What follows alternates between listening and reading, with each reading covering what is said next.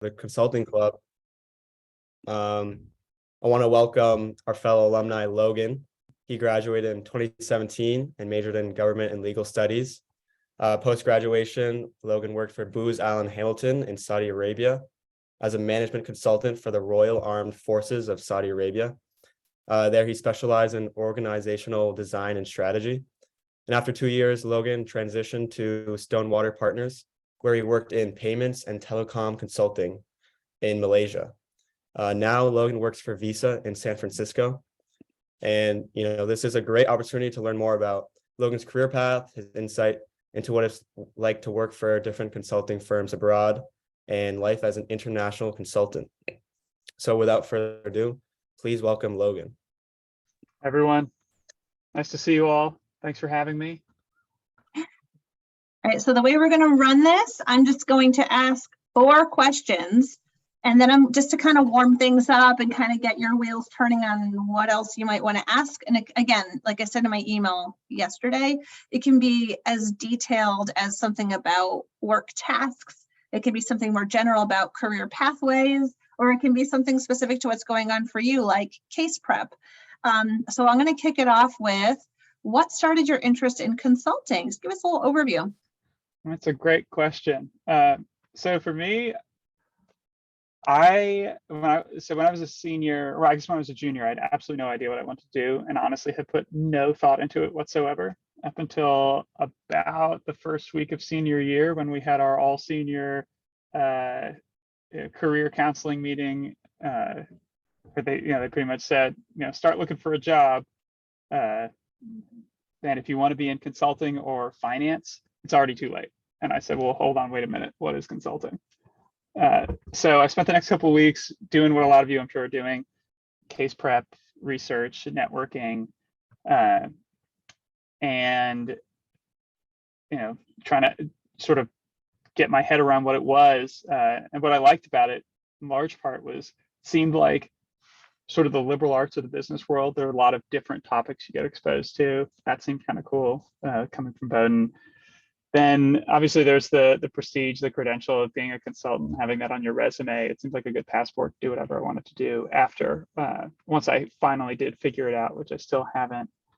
And then there was it's a great learning opportunity. You're going to get a lot of great skills. Everybody I talked to said sort of a steep learning curve, and then you're sort of set. You can figure anything else out after that. So that's pretty much it. For me, it was sort of a stumble into it. Just because Bowdoin said, think about consulting. So eventually I ended up getting my first job at Booz Allen Hamilton, in large part just because networking with Bowdoin alums, and set us off from there. Great. And again, sorry for what you saw in the chat. I'm having some bandwidth issues, so I'm just turning off my camera for a bit until that stabilizes.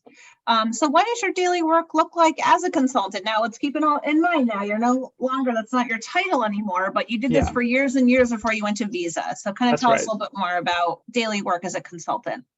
Yeah, so I'll start with my experience as an associate consultant in the early days.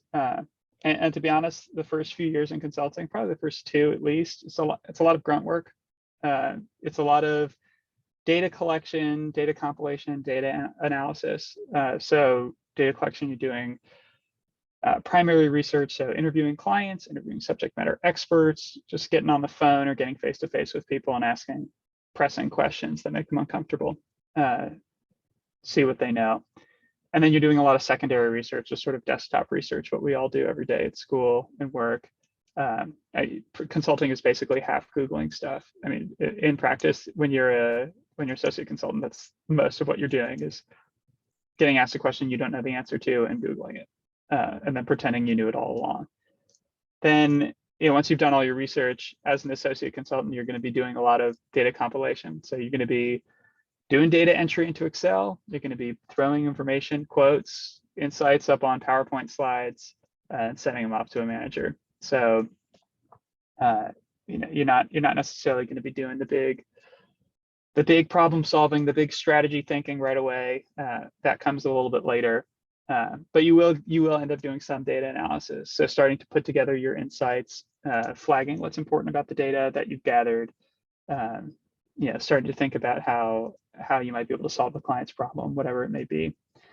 And so, after that, you kind of just start to get rid of the grunt work and build up on the bigger skills. So after 2 years, you're going to be doing a lot more work in PowerPoint decks.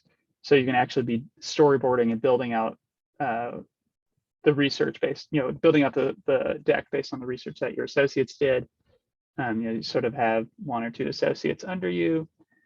They give you inputs, you build a deck, then you give it off to your manager to present. And then after a couple of years of that, you're the manager, so you're leading the whole engagement team, really honing in on the insights and the problem solving, and doing the presentation to clients. Then eventually you get involved with business development, and that sort of continues up until you either quit or make partner. And then once you make partner, you're just taking your friends out to lunch. It's pretty much what it is, or at least what it once was. It's changing slowly, but that varies highly firm to firm. As does all of the work that you're going to do. You'll find as you talk to other alums, big firms and little firms can be quite different. So in my experience, I did a huge firm in Booz Allen and a tiny firm in Stonewater. Booz Allen was a lot more hierarchical. So there was a lot more, this is your task, this is what you do. Thank you for your input, but stay in your lane. Not sort of that harsh, but that's kind of the broad idea. And also the nature of the work I was doing in Saudi Arabia with Booz Allen was very strange, and we can touch on that later. So it's not the best example, but it is, I think, largely true.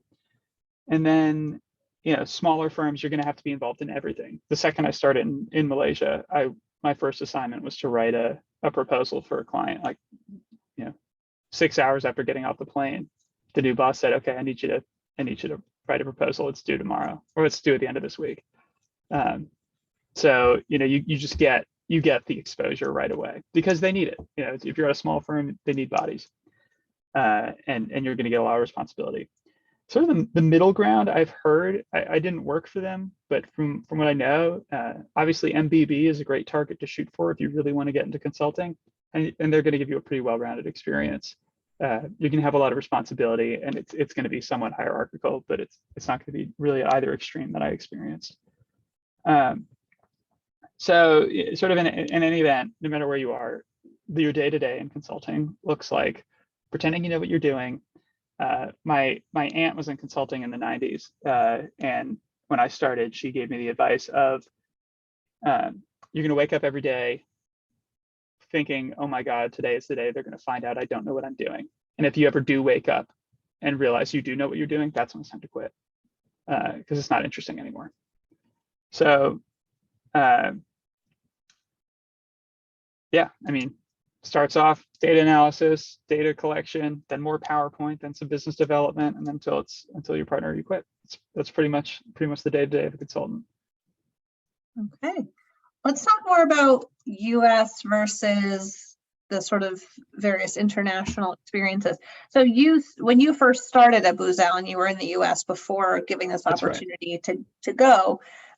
What would be sort of like the differences, either the projects or culturally or the clients, or just really anything you can share about the 3 places what was it? So US, Malaysia, Saudi Arabia, right? So yeah, very different. Can you just kind of share with us? Yeah, absolutely. So to be honest, I did very little project work that was in the US or oriented on the US. My first few months in DC with Booz Allen, I was doing kind of internal projects. So it was, 3 or 4 months of not really being that, being client facing before I moved off to Saudi Arabia. In the intervening period, I have, even from Malaysia, worked on projects for the US. And honestly, there's really no difference between a US project or an international project.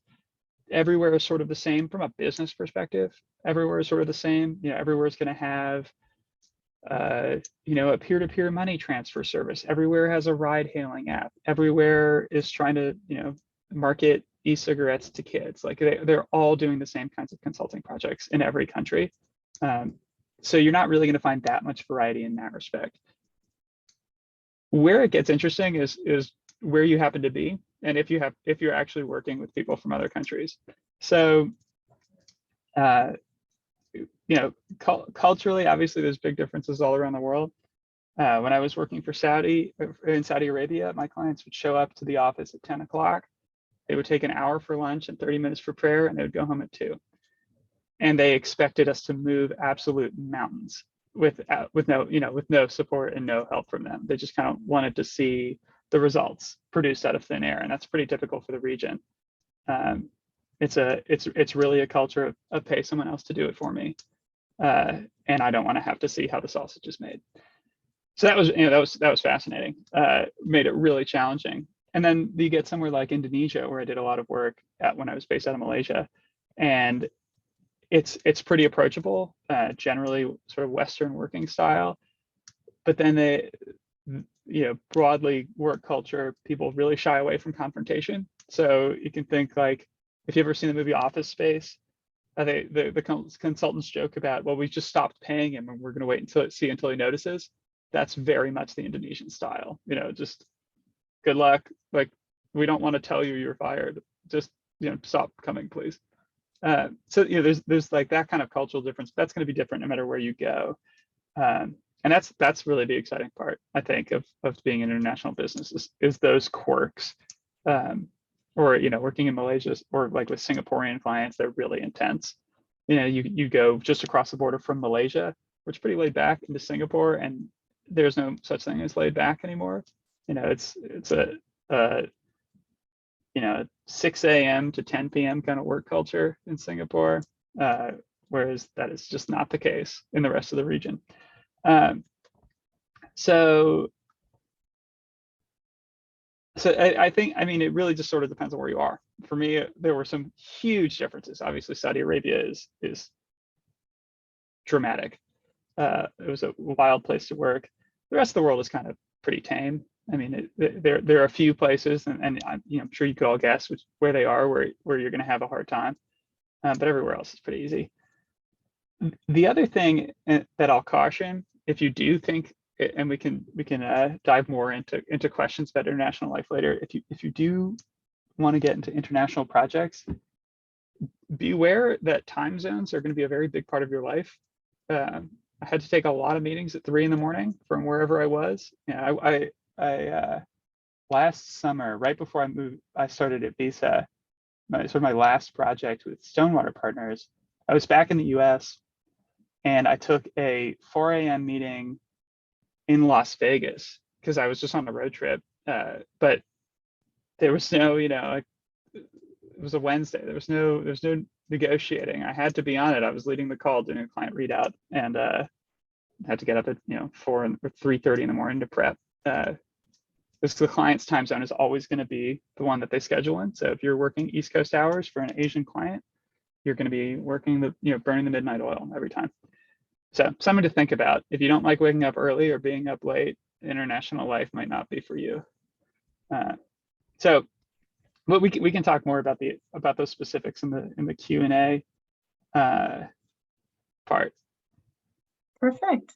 Well, I do have a fourth question, but I'll pause and see what the group has in their mind, just to keep us on time. We'll be ending at 7:45, so I'm gonna leave plenty of time for your questions. So let's kick it off.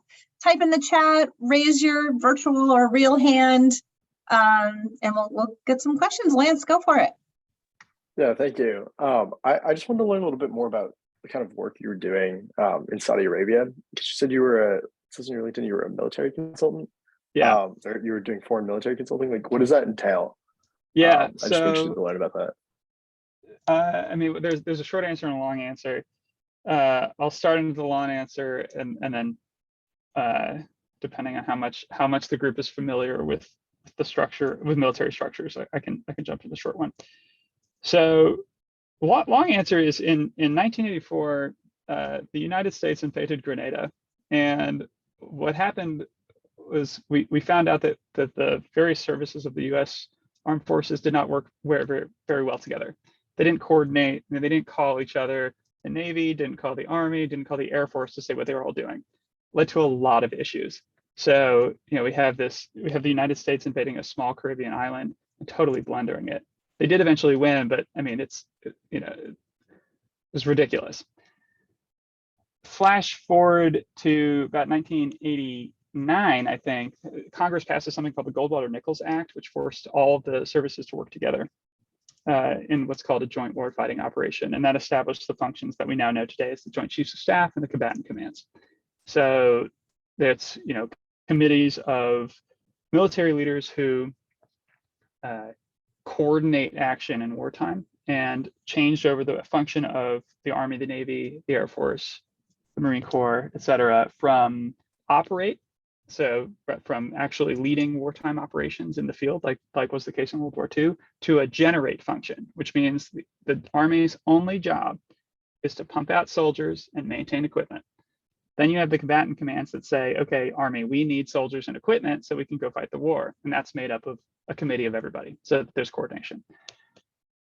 Flash forward to 2014, the Houthi rebels in Yemen assassinated the Saudi-backed president, triggering a civil war in the country. The Saudis, wanting to prove that they have the biggest and best toys, immediately went to war to intervene in the civil war and back their government against the Houthi rebels, and found out that they were significantly worse off than the United States was in 1984 in the invasion of Grenada. You all will have seen, if you followed that conflict at all, tremendous civilian casualties, just absolute blunder, and they've been fighting it for 8 years with no progress. So in 2016, they contacted a number of American firms to help them set up a joint warfighting operation.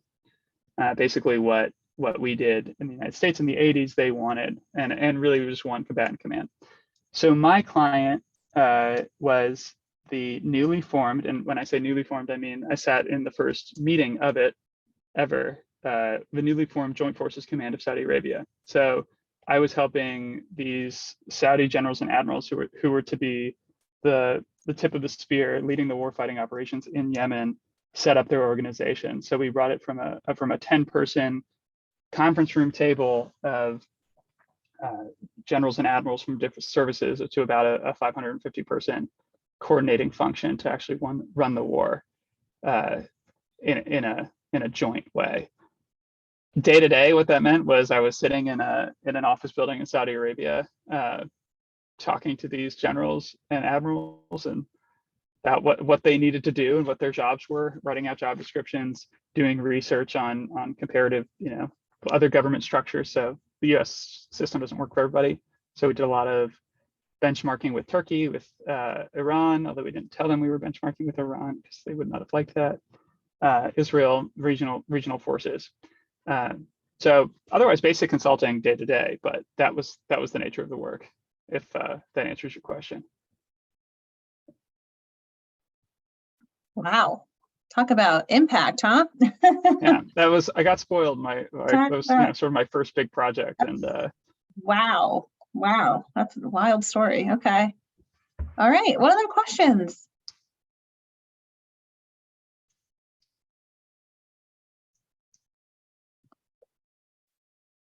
Then I will chime in while you brainstorm. All right, so let's think about, I think people often say, like, I'm coming from a liberal arts college, and you're saying a lot about analysis, and you're saying a lot about things. Maybe and you're like, what if I'm a bio major? I don't know, right? Like, I'm an English major. How do I do this? So what tips can you provide to students looking to gain relevant experience and skills as an undergrad, as a student, to be competitive for internships and jobs in consulting? Yeah, so this is a funny one because it's, it is spooky to look at consulting jobs and think like, oh my gosh, I have to be a business major. But doesn't even have business classes. I don't know what any of this stuff means. First and foremost, and I'm sure you hear this all the time, the most important thing is just to be yourself. There are a lot of people who say, demonstrate interest in the job through a cover letter, through relevant experience. I mean, yes and no. If you don't want to be in consulting, your resume is not going to show that you want to be in consulting, and I'll get more into what I mean by that. But the primary thing I think you should do, and this is just me, is do what you want to do. Take the classes you want to take, do the internships that look interesting.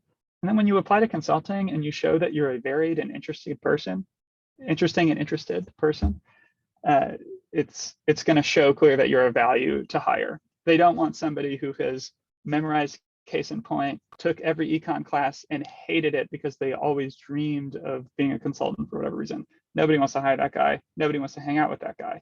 People want to hang out with people who do what they like. So just do whatever it is you want to do and don't worry about it. That's the big thing. You know, you'll figure out the rest later. So then, sort of diving into the specifics of consulting, assuming you actually do want to be a consultant and that it's, you know, you've thought about it and you've thought about what that implies, and you think you'd enjoy the day-to-day, and you know, the day-to-day is how you live your life. So it's an important thing to think about.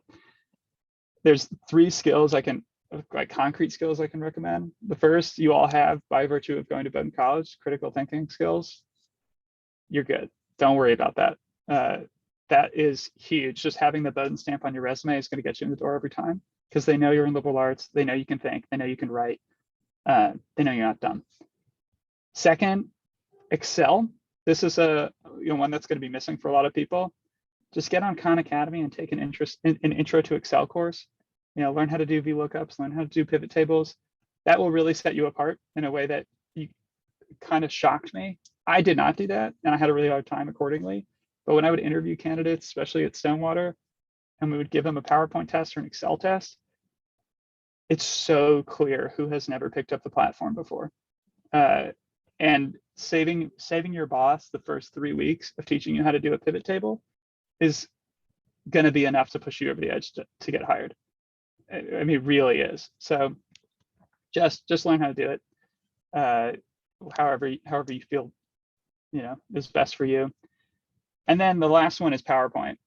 Another thing that we like, you know, I never used it, but I don't know if it's more popular now for presentations or whatever, but maybe one time I put together a presentation, it was mostly just pictures. So getting to know what PowerPoint is, looking at, you know, quarterly earnings reports from companies is a great way to see it, you know, good PowerPoint design, especially if they're in PowerPoint format, not just, you know, Word documents, or you know, that kind of thing. You could also read, there's a couple books out there. One that everybody will recommend is The Pyramid Principle by Barbara Minto, I think is her name. So, you know, just get a sense of like slide design, things like that. And PowerPoint is the language of consulting. You're going to have to use it. You're going to have to use it in pretty much any job you have in the corporate world, unless you're really a numbers person. So knowing how to use it is not going to be a waste of time, even if you don't go into consulting. And then the other thing for both of these, if you get good at keyboard shortcuts, that's huge. That will set you apart on day one immediately. Specifically the Alt key shortcuts, absolute life changer in consulting. Saving that amount of time every time you do anything is huge. So then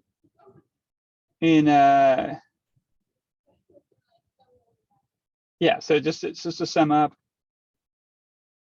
in terms of what kind of experiences you need, whatever you like to do is good experience, as long as you're doing something. I mean, you're not going to get a job in consulting if you skipped every class and didn't get an internship and stayed home and played video games all day. But you know, I don't think that applies to anybody in the call.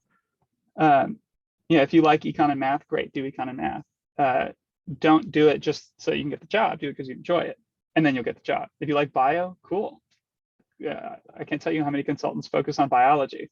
Biotech consulting is enormous. Healthcare consulting, enormous. Big industries. So just don't worry about the subject matter, because consulting covers it all. If you like art history, sadly, there's not a lot of art history consulting, but you'll be a really interesting person to talk to in the interview and you'll get hired. So just make yourself likable. You know, like what you like, do what you like. That's the secret, I think. Lastly, just network. Do what you're doing right now. Listen to alums, call alums, ask for favors. The worst thing they can say is no.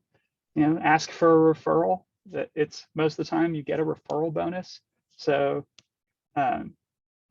everybody will have an incentive to help you. Typically, they might be able to point you directly to a hiring manager. You just never know. I mean, that's what happened with me. I got talked to a Bowdoin grad who pushed my resume over to his hiring manager. I got the job at Booz Allen. It was as simple as that. And it's just because I was calling, I don't remember how many people a week, maybe 20, just really getting on the grind of networking.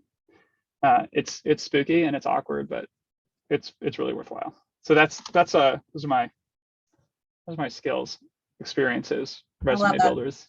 That so reinforces everything other alums have said and that I always say. I think people have finance in their head and it's like this freshman, sophomore program, pipeline, feeder, sophomore, spring, junior, summer, like the timelines are crazy and there's all this like pathway. But with consulting, I'm like, no, like you can get a finance background and do consulting. You can have a bio background and do consulting. You can do government law. It just might affect if you go for an MBB, like what sector, vertical, or projects you're working on based on where your sort of knowledge and insights are. Yeah. You know, our speaker last week was more in the ESG and was like, the space is so early. They just are like, we will train you all the policies and things that you need to know. So anyway, it's so true. I think it's just to help decrease the anxiety and really focusing on getting experiences that you enjoy. And of course, joining the consulting club, it's a great resume builder and to practice those cases just to boost confidence at the end of the day. Yeah, absolutely. Yeah. And to get exposure to what consulting is, because that's the biggest thing that I found.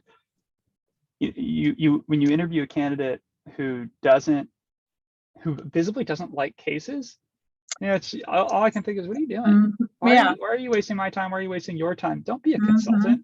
I ended up having somebody on my team who was like very clearly just passionate in graphic design, but she wanted to be a consultant. I was like, get out of here, go be a graphic designer. And she is now. She's happy. Yeah, there you go. Which they get to be in their own right if they have a business, right? Well, let's see if you have any other questions. If not, we can wrap up early, but do folks on the call have any other questions? Type in the chat, unmute yourself, raise your hand, virtual or yes, Carlton. How did you like working at a bigger firm versus a smaller firm? What are some takeaways? Yeah, absolutely. So there's a lot of merit to both and you can't really go wrong. I'll start with small firm because for me, small firm was better. Bowdoin small school, it's this smaller environment is what I'm accustomed to. But I liked the small firm because you get that higher level of accountability. You're going to get more exposure to leadership, and you're going to get more exposure to skills. Early on, I was getting involved in business development. I was owning client engagements because there's nobody else to do it. You just have to step up. And for me, getting thrown into the fire like that was great. It's not for everybody. Downsides of of a small house like Stonewater is it's not a name. So it doesn't really show up on your resume as something eye-catching. I was glad to have Booz Allen on my resume to start. Starting at a big firm, I think is a good idea, or not if you just don't care about that kind of thing. But big company is cool because you have resources, you have an immediate network, you have a pretty big diversity of projects that you can work on, so you can find something that you're interested in more easily. You can express your interests. There's not as much of a, sorry, Logan, we need somebody to do this project on poop scooping. Like, you have to do it. And it's like, I can say, no, I'm not really interested in that. Thank you very much. Please send me somewhere else. So, big firm, you've got that, but then it's really easy to get lost if you're, if you think about yourself and you're not really an intrinsically motivated person. If you don't believe in success for success's sake, which I don't really, big firm can be not great because you can hide really easily, and you can sort of rot. If there are a lot of people you'll find in a big firm fly under the radar, don't ruffle any feathers, and work 10 a.m. to 3 p.m. Because they can. Less so at MBB, but still doable. So those are the kind of pros and cons in my eyes. For me, small firm was better. I know a lot of people who really like big firm. I'm back at a big company now at Visa, so it should say something. Stability is nice at a big firm. There's that kind of thing. So that's great. Good question. Anything else from the group? Yeah, go ahead, Yeah, so Tristan. I just had one for you, Logan. I think you kind of mentioned on this or touched on this a little bit about like having those like concrete skills, and especially like a liberal arts school being able to like critically think. Is there like anything when you've like when you were recruiting or when you've interviewed people that you kind of took away as like, wow, this is like a strong candidate, or how are they kind of distinguishing themselves when they're going through that process? Because there's so many other people that are applying for the same job. Yeah, absolutely. So it's funny, the things that show, it's different for everybody. The things that show up most of all to me, a well-formatted resume. I can't tell you how many times I just hit the trash button on somebody's resume because I did not like the formatting, because it was, for me, like they had a whole big green bar on the side with like their picture and all of their interests. A lot of this is international stuff too. International resumes can get really wonky really fast. It's less so when dealing with people in the US. But having a well-formatted resume that's clear and easy to read, not including everything you ever did, but just the important stuff. Anybody who's reading your resume is going to know what you mean. If you try to hide, if you try to make what you did sound more exciting, we know that you're in college.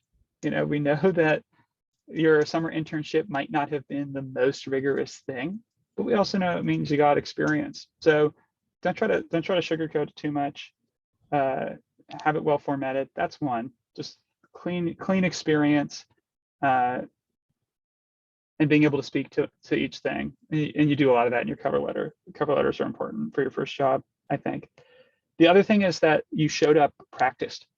Nothing is clearer to me that somebody wants this job than that they're practiced.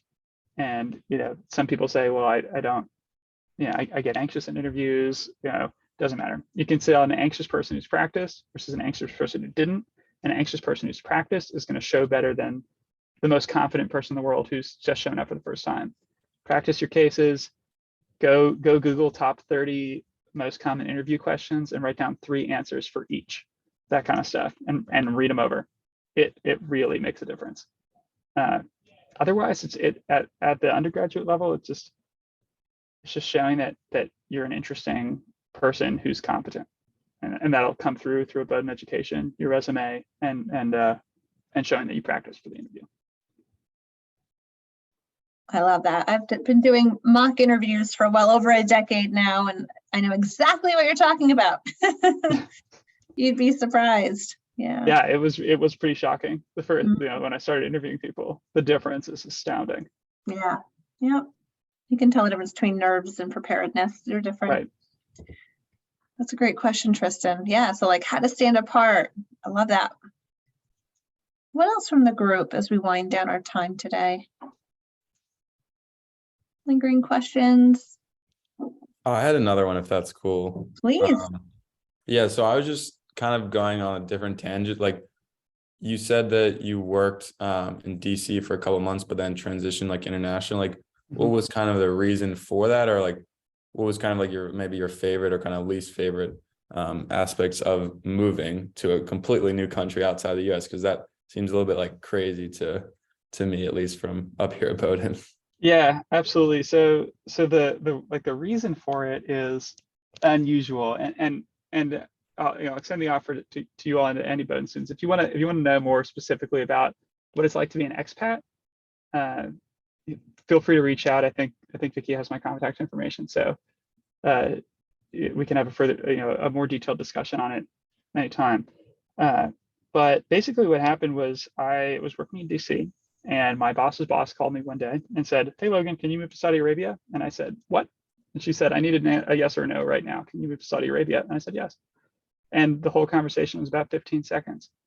And then about a month and a half later, I was on a plane.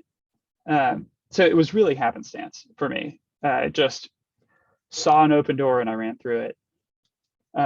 That's unusual. And if you actually do want to get involved in the international space, I have better advice than just wait until somebody asks you to go. But that's for another day. What I liked about it was I found the transition to the workforce quite difficult out of college. You sort of lose those boundaries, that sense of progression year to year. I'm graduating high school now. I'm going to be a sophomore. I'm going to apply to jobs next year.